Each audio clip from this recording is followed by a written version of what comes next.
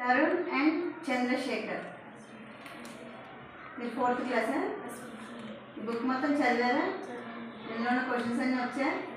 అడిగితే చెప్తారా మరి? ర్యాండమ్గా అడుగుతాను, అక్కడక్కడ చెప్పాలి మరి. మీ పేరెంట్స్ హ్యాపీగా ఫీల్ అవుతారు చెప్తే కనుక. Okay, let us start. Chandrashekhar, Gandhi గురించి జగత్తు కలకల ఎందుకు నవ్వింది? బ్రిటిష్ వారు మన దేశాన్ని ఆక్రమించుకుని పాలించారు. వారిని దేశాన్ని గట్టిగా మన రాజ్యాన్ని మనమే పాలించుకోవాలి. స్వరాజ్యం కోసం గాంధీజీ నాయకుడిగా ముందుకు నడిచేసరికి ప్రజలందరూ ఎంతో సంతోషం. కొంచెం గట్టిగా చెప్పమ్మా, ఓకేనా? నెక్స్ట్, స్వరాజ్యం అంటే ఏంటి?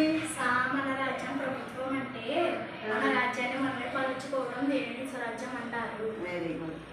గాంధీ స్వతంత్ర సమర నినాదాలే మంత్రాలుగా మారుమోగాయి కదా, నీకు తెలిసినవి కొన్ని చెప్పు. వందే మాతరం, హిందుస్థాన్ మాదేనో, భారత్ చూడ, క్విట్ ఇండియా, మా రాజ్యాన్ని వదిలిపోయి మొదలైనవి కొన్ని స్వాతంత్ర నినాదాలు. Very good. గడగడ వణకడం అంటే ఏంటి? గడగడ వణకడం అంటే భయపడడం. గంట గణగణ మోగింది. ఇలా గంటలు ఎక్కడెక్కడ గణగణ మోగుతాయి చెప్పమ్మా. గంటలు గణగణ మోగుతాయి. అలాగే బడి గంట గణగణ మోగుతుంది. ఫైలింగ్ వచ్చేటప్పుడు చర్చిలో గంట గణగణ మోగుతాయి. కొద్ది గట్టి చెప్తున్నాను, చెప్పమ్మా.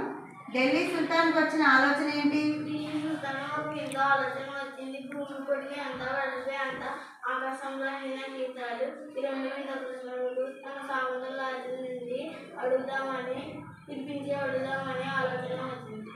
సుల్తాన్ అడిగినది చిక్కు సమస్య. చిక్కు సమస్య అంటే ఏమిటి? ఇలాంటివి మీరు విన్నాయి చెప్పండి. అడిగిన వెంటనే చెప్పలేనిది, తేలికగా పరిశీలించలేనిది చిక్కు సమస్య. ఒక స్నేహితుడితో ఒకనాడు చెరువు దగ్గరికి వెళ్ళినప్పుడు, ఈ చెరువులో 2 తామరపులు చెప్పగలవా? నాకు తెలియదు అన్నాడు. మరొకసారి చెట్టు కొమ్మకు ఎన్ని ఆకులు ఉన్నాయో చెప్పగలవా అన్నాను. ఏమి చెప్పాలో తెలియక తెల్లమొహం వేశాను. గోపాల్ తెలివి కదా, చెప్తావా? చెప్పలేవా? పెద్ద క్వశ్చన్ కదా. సరే సరే, ఓకే, నో ప్రాబ్లం. మొత్తం సారాంశం అది. యాక్చువల్గా అది ఎగ్జామ్కి రాదు, జస్ట్ ఊరికే అడిగారు చదివారా లేదా. టెక్స్ట్ బుక్ క్వశ్చన్ కాదు కదా అది. ఓకే, గేయంలో దేశాన్ని ప్రేమించాలి అన్నారు కదా, దేశాన్ని ప్రేమించాలంటే మీరు ఏం చేస్తారు? దేశాన్ని ప్రేమించండి, అందరితో కలిసిమెలిసి స్నేహంగా ఉండండి. అంటే చెప్పమ్మా. నాకు చేతనైనంత సహాయం చేస్తాను. సమాజానికి మేలు కలిగే పనులు చేస్తాను. Okay, very good. గేయ సారాంశాన్ని మీ సొంత మాటలో చెప్పమ్మా. దేశాన్ని ప్రేమించండి, అందరూ మంచివారుగా ఉండండి, ఉత్తర్వులు చెప్పొద్దు, నీకు చేతనైన సహాయం చేసి చూపించు, దేశంలో రైతు పంటలు పచ్చగా ఉండేటట్లు చూడు, రైతు పండించి తిండి పడితే మన కడుపు నిండుతుంది, అలాగే మన గంటలోకి శక్తి వస్తుంది, అప్పుడు మనం ఆరోగ్యంగా ఉండగలం. దేశ అందరూ ఒకే పాటగా నడవాలి. నెక్స్ట్ లెసన్కి వెళ్దామమ్మా. రాము మామిడి తోటలో ఎవరెవరితో మాట్లాడాడు? రాము మామిడి తోటలో ఒక కాకి, ఒక తేనెటీగ, ఒక చీమతో వీటితో మాట్లాడాడు. ఓకే, కాకి, తేనెటీగ, చీమలు రాముతో ఆడుకోవడానికి ఎందుకు రానున్నాయి? కాకి పుల్లలు ఎదుర్కొచ్చి గూడు కట్టుకోవాలి, లేకుంటే వానకాలంలో వచ్చేది అని అంది.